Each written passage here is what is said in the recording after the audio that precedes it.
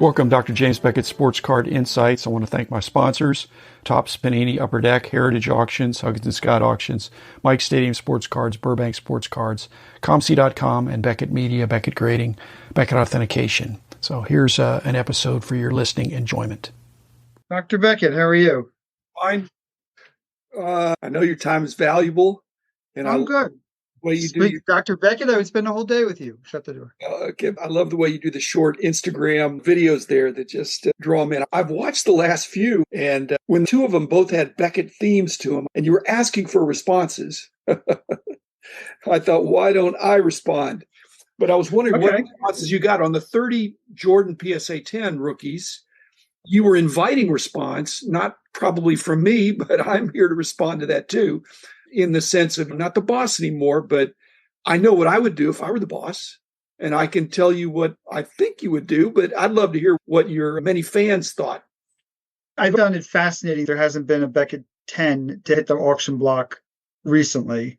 I know one person who sold it to somebody, and at the time he believes the person had 4 of them. And you haven't graded one since 2013. So it's been 10 years. So I've been slowly buying PSA 10s, and I've been picking out nicer ones with the hopes that one day, if I get enough of them, then they'll give me consideration, and then we'll have a high-profile card for the hobby.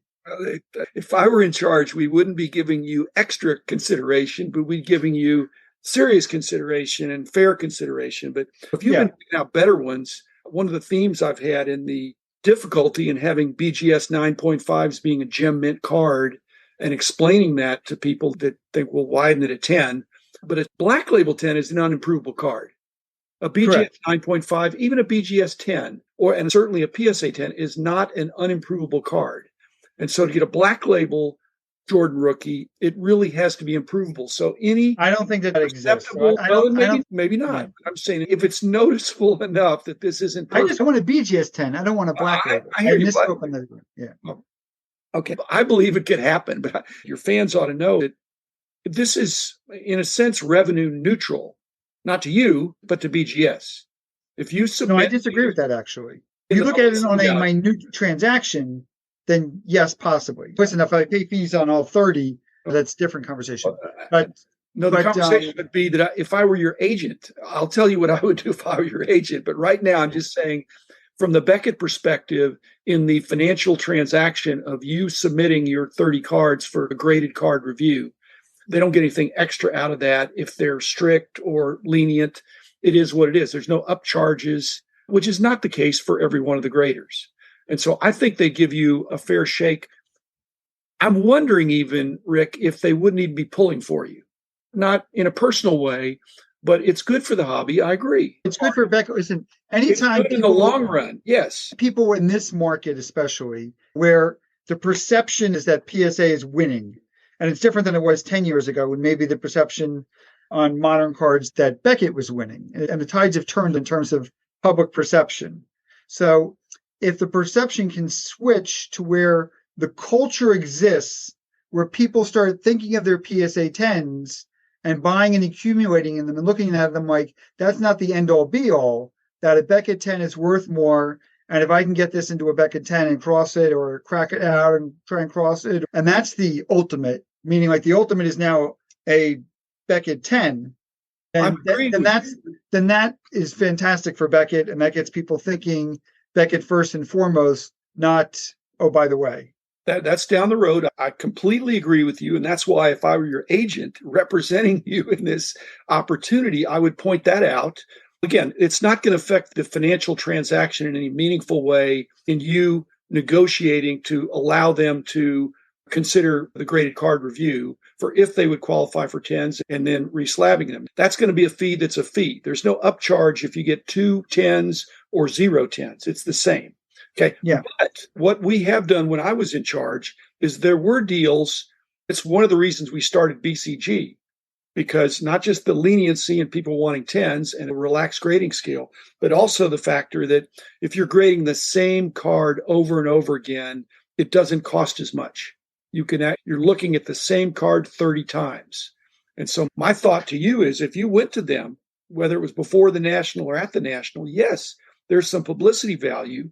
And it's way easier for them to rate or grade 30 already known PSA 10s in the slab that is the same card. They know what the known common. Yeah, they could just compare them all 30, and within 5 minutes, they're like, these are the best three. No, they're not. They don't do it that. They're not going to do it that way. No, they're going to basically evaluate each of the 30. They're not going to rank them. They're just going to give each one of them the subgrade. If you go and you say, okay, these are the best three, then you look at the best three and you say, okay, do any of these, how do these compare to the images we have on the 7 that we gave over 10 years ago? Or do we see any imperfections on these cards that are going to knock it out from being a BGS 10 level card? Rick, I think it's the latter. I don't think they should be comparing to what's out there. They haven't given one in 10 years. That's a long time.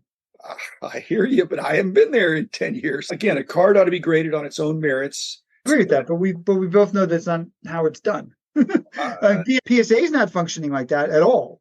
PSA hasn't given out any Jordan 10s in the last year and a half.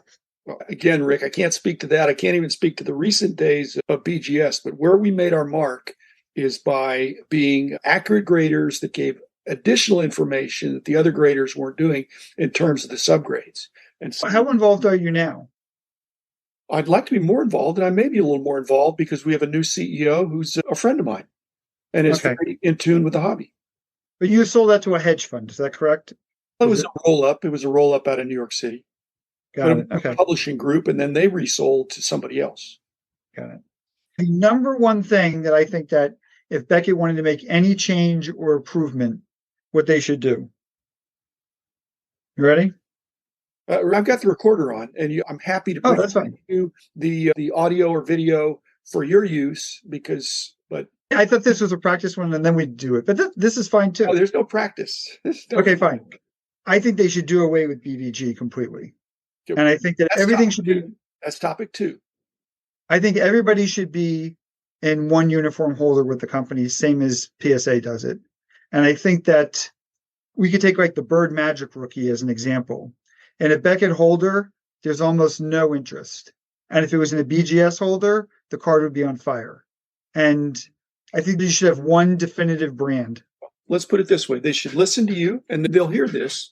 And one of the reasons they should listen to you is you built an amazing business by reducing friction, reducing confusion, and keeping it simple. You send me your cards. I'm going to put them up on consignment on the largest marketplace in the world. I'm going to take a small fee, and they're going to do better than they could do on their own. You made your business simple, and I was there at the beginning of BVG, and I know what the motivation was there. And I would agree to the extent, because again, I'm not in charge, it will become known pretty soon what I think about BVG, because I am having conversations with them about what you're saying, maybe not exactly that, but they have an opportunity to either refresh or rethink a brand that has not lived up to its full potential, and you believe it's irreparably broken. Yeah, it's just nobody thinks about grading a vintage card in Beckett. And that makes no sense because you have a LeBron Exquisite and everything's about getting a BGS 9.5 on a LeBron Exquisite. That's the card. I'm not disagreeing with what you're saying, but you're not in charge except for your business. I was in charge of my business, but I'm not in charge anymore. But I am. Yeah, no, I understand that. I agree with you in large part. Your other video that you had was about either extra lenient or overlooking flaws type BVG situations that I think you believe are not isolated, that BVG is not credible in terms of the numerical grades they're coming up with based on the samples that you showed on your Instagram short. I'm not sure which video that is. This was a week ago where you put out 6, 7, 8 BVG cards that you said this would be a lot. I remember the video on PSA, and then you pointed out the flaws. Okay, not a rebuttal, but when BVG was started, the problem was how to evaluate old cards according to modern technology and things that didn't exist at the time. And we perhaps incorrectly perceived that PSA was being lenient themselves with a looser grading for older cards. And so we thought that for us to be a little more lenient on the older cards is what the hobby accepted and what the standard was. I think that was wrong, but it was exacerbated by the fact that pretty soon after I was not in charge or in there somewhere, they started dropping the subgrades. And a lot of what you're pointing out would be so obvious based on the subgrades, because you're looking at the card and you're looking at the primary flaw, which again is probably the biggest determinant of the grade, the primary, most noticeable, most serious flaw. So without doing subgrades there, I just want to say I don't believe that the BVG graders, which are really the Beckett graders, did not see those flaws. And if they would have identified with the subgrades, you would have seen on the one that had a big surface problem that they would have crushed surface. But they wouldn't have crushed it as much as they would have with a modern card. You started publishing your Beckett, the big thick orange one. That was late 70s, early 80s? 79. Okay, fine. So I owned all those. And that was the Bible. That was everything in the industry. Back then, I started doing card shows in 1981, shortly after that. At the time, nobody cared about the centering on a T206 card. And similarly, all the way through 33 Gaudis, nobody cared if the roof was all centered, which most of them are. It became really like a 90s thing where people started to care about the centering on a vintage card. So part of the culture in grading vintage cards is that it wasn't as important to have a Ty Cobb centered as it was a Mickey Mantle, and for sure as an Eddie Murray rookie or whatever you're dealing with that was modern. So the industry was much more discriminating and picky when it came to modern cards versus vintage cards. And then that slowly started to change. But if you look at the early PSA grading, and I have two T206s that are PSA 9s, they're not dead centered. And you would expect that on a card to have a lofty grade like that. They're razor sharp and you could take it to a barbecue and pick out corn from your teeth, but they're not well centered. That's partly what we were saying back in 1998 or 99 when we're contemplating these things, is that how can we, trying to be this intellectually honest brand that calls it like it actually is, not like we want it to be, that we would be judging the centering by current standards. And that would grade. And frankly, at that time, PSA was the standard. And yet we were going to lay it out there with our subgrades. We wanted to have something that was trainable with our employees. So we made a separate brand that with VG, you're going to evaluate based on these other standards that mint or gem mint or near mint or X mint. Those things were perhaps a little bit more lenient based on the technology of the times. Within PSA, it's known what the holder is and what the serial number is, and they trade differently. Anything without the PSA there is an old label, and people buy and purchase them differently than they do not people, the newer holders. The smart people. The smart people, correct. Because they say buy the card, not the holder. Actually, you can buy the holder if you scrutinize the serial number and the age of the holder. So it's not just buy the card or the holder, it's by which holder you're going to buy within even the same company. Even the early days of BVG were stricter. There's been an ebb and flow based on the times we're living in. I've seen Jordan rookies recently graded as 9s that are nicer than some of the Jordan rookies that are 10s that were graded 20 years ago. But there is a subset of the hobby, it's a smaller subset, that are buying up strong 9s or selling off the weak 9s because the nominal grade, the technical grade of the card does not fully describe its value. There's too much variation in there in the expensive cards. We haven't even talked about the registry, which is another reason why I think BVG has had difficulty breaking into the vintage market. It's all right there with Ryan Stasinski in the gem rate of the pop reports. You just compare pop reports.